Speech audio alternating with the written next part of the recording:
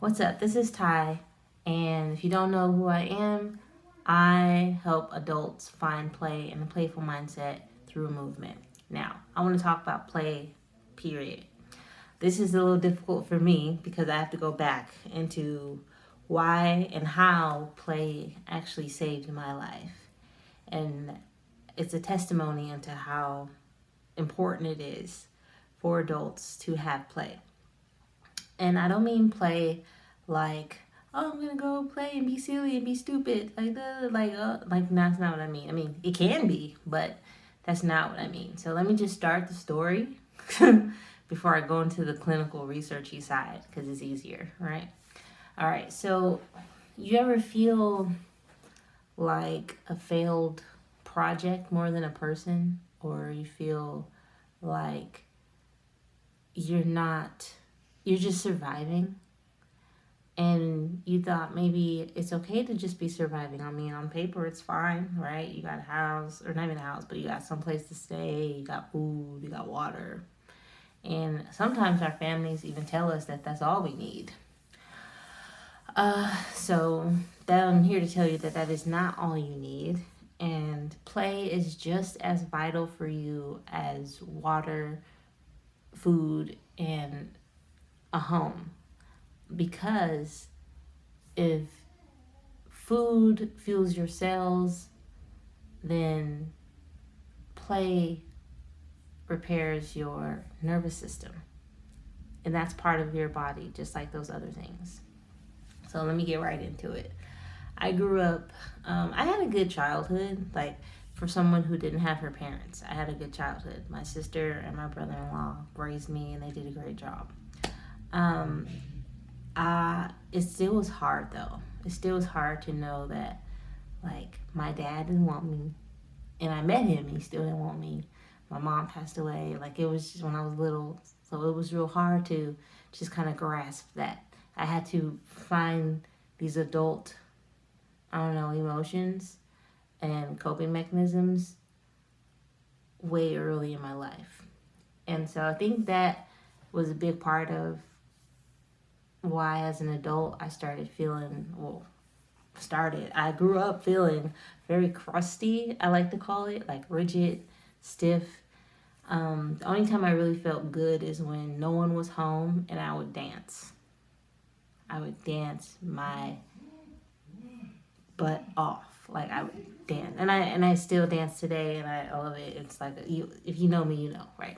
So that's when I felt the best. That's when I felt the most alive. That's when I felt the most free. That's when I felt like I was breathing. And just to tell you, I really wasn't breathing, like actually not breathing. and until I turned like 24, that's when I started breathing. But how did you not die? I mean, I was taking breaths, but they were shallow. They were not continuous. Like, you ever find yourself holding your breath? And I was definitely that person, that kid that just sat in the corner and read Harry Potter like all day. Like, even at school, I got A's in school, but I wasn't doing the work. I was doing the work, but I wasn't engaged in the work. Um, I just read Harry Potter or whatever fantasy book that I was into at that time, mostly Harry Potter. I would reread Harry Potter. I would just want to stay at Hogwarts. Like, I just wanted to be at Hogwarts forever. I did not want to be in the real world. And if you're with me right now, then you understand what I'm saying when I say survival is not enough, right? You can feel the difference or the lack of something. You feel like a failure. You feel like, why is everything so hard and on your brain, and why is everything so mushy, but not in a good way. Like, it feels like you're slogging through life. You know, you get up, you kind of do the same things all the time. And if you like that, that's fine. But if you feel like there's times where it's hard for you to even get up, it's hard for you to even go do the things you're supposed to do. You have to push yourself into it. Like, if you don't go, then your lights are gonna get cut off, kind of thing, right? You got to go to work. So I was living like that as an adult. And then I realized too that I grew up in the military, so I grew up moving around. And as an adult, when I finally kind of stayed in one spot, I realized also being African American woman, Black woman, Afro American, whatever you want to call it, has been contributing to this crusty adult feeling as well. It took me a while to figure that out because I didn't grow up knowing that I was a problem. But then I think about like, oh, my hair, like just not even being able to wear your natural hair. You know, like you going outside in the natural in the 2000s was like going outside in your underwear. You just did not do it. And so that was pressure. And I guess what I'm talking about too is the pressure to be a certain way, which takes a lot of work, which takes a lot of brain activity, and which takes a lot of like pushing against a current. Like you have this natural current and now you're pushing against yourself. And then over time, you don't even know how to be. If you've been not being able to be yourself since you were a kid, or if yourself was too much, and that's another video I'm going to go into. I'm not going to go into too much, but I definitely felt like I was too much all the time. Whether it was emotionally, physically, or mentally. So I hope I described this in detail. I know I'm missing some stuff. I'm pretty sure I am. Where you just feel like your room or my car was my safe place. My room was my safe place. But even when you're in your safe place, life doesn't feel like life. Or it doesn't feel like it should be life. You're angry. I don't want to say you're depressed because I'm not a therapist. I've never diagnosed, but maybe I was depressed. But I had a lot to sift through. I had a lot of mental stagnation or just mental slog to kind of wade through. And play helped me do that. That's the point. Play helped me do that. Now, how did play help me do that, right? And so, first of all, I want to talk about play as a state of being, as a mindset, rather than a behavior for this case. In most cases, when you hear me say play, it is that. And so, my nervous system was shot, right? All that I explained is my nervous system being shot. I was in defense mode all the time. I was angry. I was stiff. And like even I'm like 24, my shoulders hurting. You know what I'm saying? Like my hip and my shoulders are hurting. So it was a lot of that. So anyway, play. So when I was little, what I wanted to do more than anything else was be an actor. Because I saw Martin Lawrence on the Lawrence Martin show, and he was just so free. He got to be wild and like emotional and, you know, say crazy things, and people wanted him to do these things. And so I was like, oh my gosh, like that looks like what I need to be doing. I want to be an actor. I wanted to be in action movies. I wanted to be in comedies. I wanted to be in drama. I wanted to do everything. Then as I got older, I kind of forgot about it, and because I was like trying to survive. At this point, I was trying to survive financially and stuff. I was a good worker. I worked really hard. I made good money, and so I was happy about that. But then that's when I realized once I got good financially in my 20s. That's when it really started to hit me like, oh, there's more. There's something else. Like, okay, I got money. I'm not, on the streets. I'm not starving. But is that all I'm supposed to be doing? Is just not being on the streets and not starving? Like, everything else felt bad. Dating was tough. My nervous system didn't allow for much else, really. Like, I had a few friends. And yeah, so I started theater. I actually went to my mom's grave.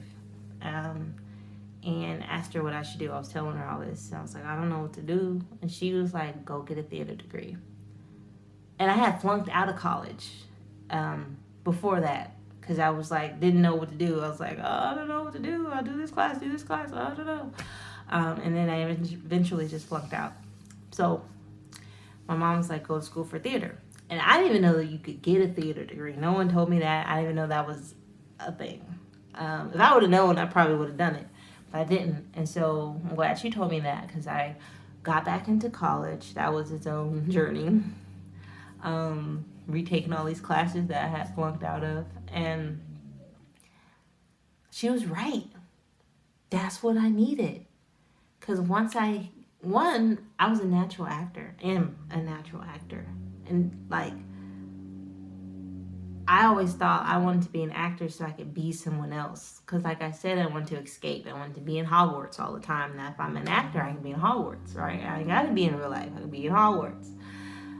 But when I started to really dive into theater and acting, I realized it's more than that. I mean, yeah, that's fun, like that, but it's more than that. And I had to really learn how to be myself. I had to really learn how to be. You can't, I mean, yeah, they say acting. Some people who don't know what it is say acting is lying or pretending. And it's not. It's really just being. It's being yourself. Like, you are, I don't want to go into the technique, but you are being yourself through someone else.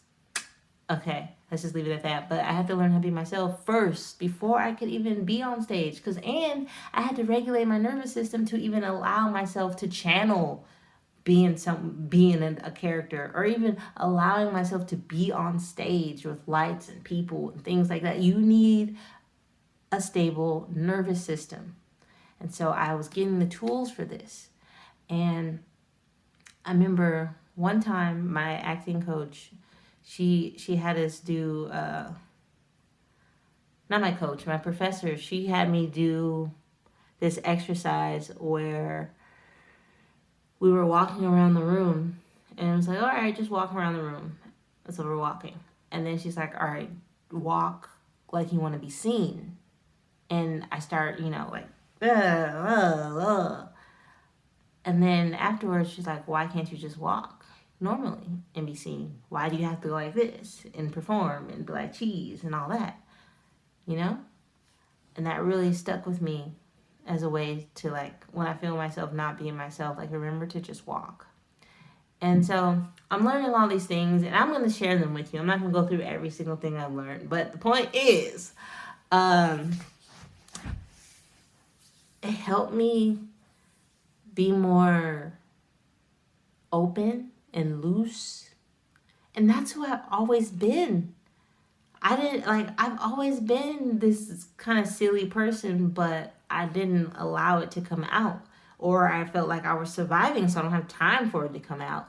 Or there's a social risk involved to where I don't want to be told to sit down and be quiet and I'm too much. So, you suppress it. And so, but in theater, you don't. And my professor told me I'm getting in the way of my own too muchness. And that's another post. And then I got into fitness.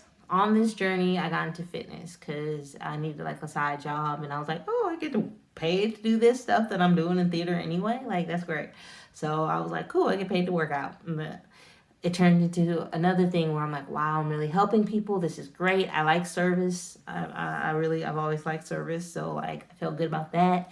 And then there was something going on intellectually. I was like, and viscerally, I was like, there's a link between theater and fitness, because both helped me.